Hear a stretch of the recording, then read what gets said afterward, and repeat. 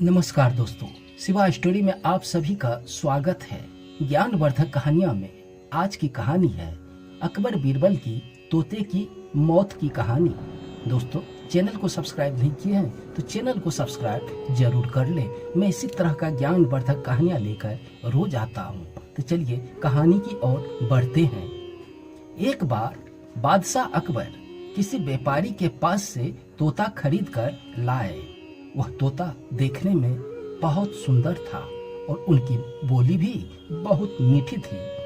अकबर ने उस तोते की रखवाली के लिए एक सेवक को नियुक्त कर दिया और उसे साफ साफ हिदायत दे दी कि अगर तोता मर गया तो तुम्हें मृत्यु दंड मिलेगा, और उनके अलावा जिसने भी अपने मुंह से कहा कि तोता मर चुका है उसे भी मौत की सजा मिलेगी।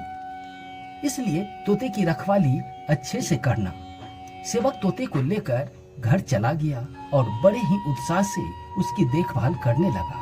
उसे कहीं न कहीं यह डर सता रहा था कि अगर कहीं बादशाह का तोता मर गया तो उसकी जान पर बन आएगी। और फिर एक दिन ऐसा ही हुआ। तोता अचानक मर गया। अब सेवक के हाथ पांव फूलने लगे। उसने बादशाह अकबर की कही बात याद आ गई। वह तुरंत दौड़कर बीरबल के पास गया और पूरी बात बताई। बीरबल ने उस सेवक को पानी पिलाया और कहा, चिंता मत करो, मैं बादशाह से बात करूंगा। तुम इस समय उस तोते से दूर हो जाओ। थोड़ी देर बाद बीरबल अकेले बादशाह के पास गए और बोले, महाराज, आपका जो तोता था।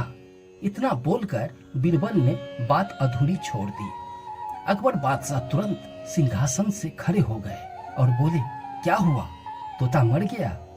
बीरबल बोले, मैं सिर्फ इतना ही कहना चाहता हूँ कि आपका तोता न मुंह खोलता है, न खाता है, न पीता है, न हिलता है, न डोलता है, न चलता है, न फुदकता है।